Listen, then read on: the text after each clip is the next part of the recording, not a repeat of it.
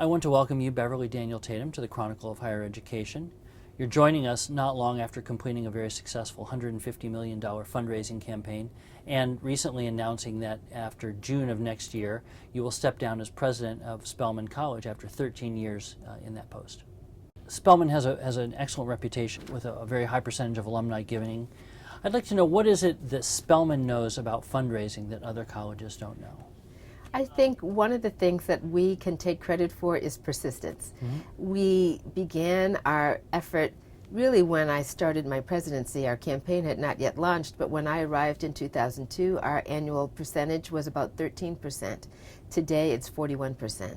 And we feel great about that growth, largely because we really got smart about how to talk to our alums about it. When I first came, I would say, support the institution, we need your support, and they would say we do, and they were right. They supported when they came for a reunion, but that's once every 5 years. We changed our messaging to not support the institution, but every woman every year. We need your support every year. Consistency is really going to make the difference. And as that message caught on, we started to see 20%, 25%, 30%, 35%, now 41%. And that has made a huge difference in our ability to attract donors from foundations, individual philanthropists, those from outside the Spelman community who recognize that if so many Spelman women are enthusiastic about what we're doing, that they might want to join in as well. Spelman is not only, it's uncommon in a couple of ways. It's not only an all-women's college, but it's a historically black college. You serve a couple of very important niches. I'd like to know, with the number of black students increasing at traditionally white institutions, what is it that those colleges can learn from historically black colleges about helping their students of color to succeed academically? I think one of the things that Spelman has and that other HBCUs are able to offer their students is a real sense of affirmation, that when they come to the campus they can say, this place was built for me. People expect me to succeed. That's part of the tradition of excellence that I'm becoming a part of. At a predominantly white institution, it's harder to say this place was built for you. Yes. We know that often that was not the case, but it is certainly possible to say we have high expectations for you just as we do for all our students, and that we recognize that there may be some barriers to achieving your goals because maybe of limited role models, maybe because chilly climate in the classroom, that there are things that we are working on very intentionally to be able to affirm your sense of identity as part of this community. The Great Recession that happened in this country just a few years ago has put enormous financial pressure on all institutions, but in particular on smaller niche colleges. You've weathered that fairly well. Some other historically black colleges and other small niche colleges, religious colleges, have had a great deal of difficulty maintaining the sustainability of their institution. What is it that you think historically black colleges in particular need to do to ensure their sustainability into the future?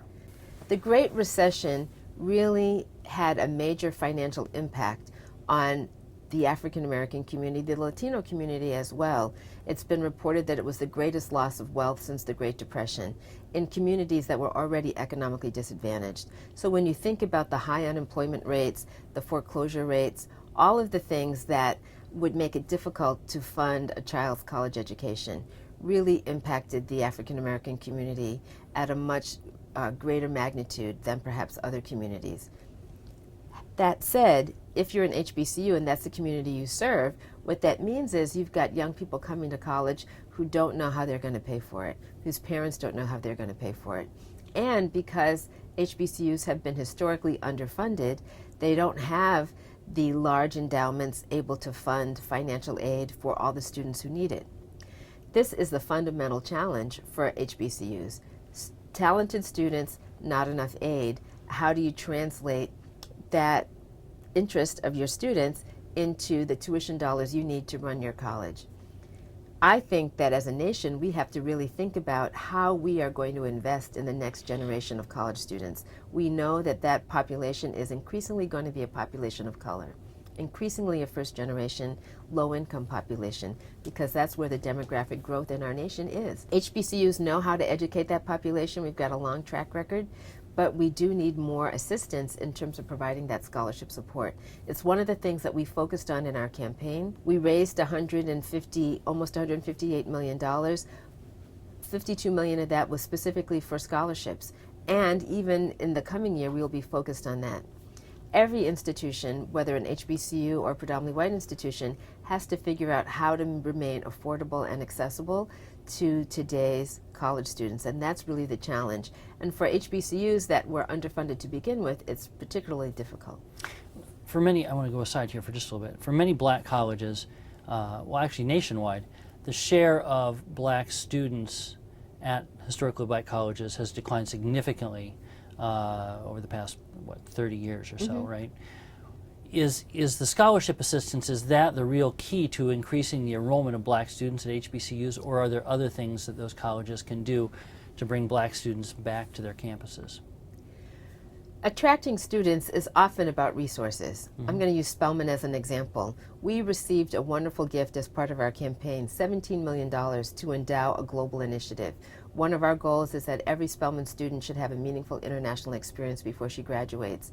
This gift, which funded the Gordon Zito Center for International Education, has made it possible for us to go from 50 to 70 students a year to this year over 400 students having an international experience. When I talk to prospective students, they're excited about that as an opportunity, but I wouldn't be able to offer that opportunity if I hadn't gotten more resources. So when we think about what is it that today's college student is looking for, I think there are a lot of students who find the idea of an HBCU appealing, but one of the questions I'll ask is, can I get a scholarship? And if the resources aren't there, it's going to be hard to answer that question positively. And also, will I have the same kinds of experiences at that HBCU that I might have had at a majority institution? Sometimes that answer is yes. At Spelman, we would like to say the answer is yes. But at institutions that are less well-funded, the answer may not be as clear, and that's the challenge. Looking back over your nearly 13 years as president of Spelman, what's one thing about leadership that you wish someone had told you when you started that job? It's like having a baby.